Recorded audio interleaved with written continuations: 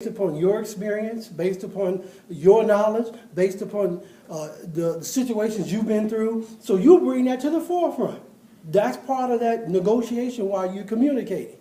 You bring that up. Then they're going to bring up their stand of what they think. Now, either one of the people are going to say, that makes sense. I see what you're saying. And they're going to come to one side or the other. But if it's going to be this side, it's going to be this side, there's no movement, then somebody's got to be willing to say, for compromise sake, for this issue, because this issue's got to get resolution.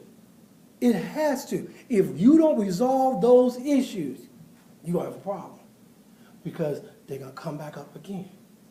So it's not bad, because I always thought compromise is what you said to persuade somebody to come to your side. Mm-hmm. So it's not bad to go that route. No, because that's the first part of what you're going to do. So that's good communication. Oh yes, that's good communication. And you got to go to compromise. Then we talk compromise. Because good communication is, I present my view of my point based upon my experience, based upon what I've been through. Maybe that person's never experienced that, never been there, never done that. So maybe I can persuade them because of the fact I've been there. I've gone through this. I've experienced this in some sort, either directly or indirectly. And I've seen those results. So I can present my case in communication. That's what I'm doing. So if they say, you know, that sounds logical and good, we'll go your way. We'll do your, okay. Then I've persuaded. So we don't have a compromise. But when compromising takes place is when I say, this is the view that I have, this is the thought that I have, and I'm not moving from it. And then they say, well, this is the thought that I have, this is the view I have, and I'm not moving from it. Well, the issue is not going to get resolved. The issue needs to get resolved. We got $10,000. I want to put it in the bank. Staunchly, I don't want to move. That $10,000 needs to go in the bank. No, we don't need to do that. We need to go and pay this bill off and that bill off and take care of that. No, I'm not moving. That money needs to go in the bank, needs to sit there for whatever. It just needs to grow. We don't need to touch it. When you got that, there has to be next thing, compromise.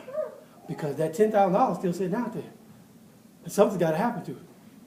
There has to be a resolution of that $10,000 in some way, shape, form, or fashion. So that's where compromise comes in. That's the other part.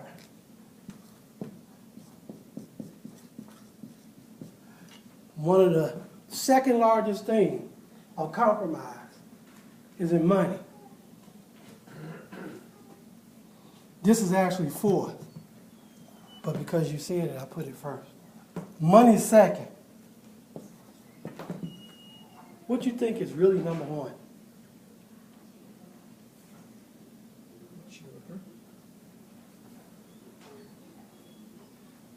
Discipline's actually number 6. We start talking about children. What would you think number 1 would be? Like I said, this is number 4, but I just actually wrote it first. But this one, I want to know what's number 1.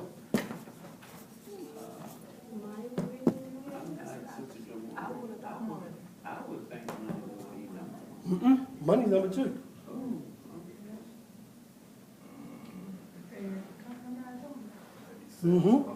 Huh? Thank you.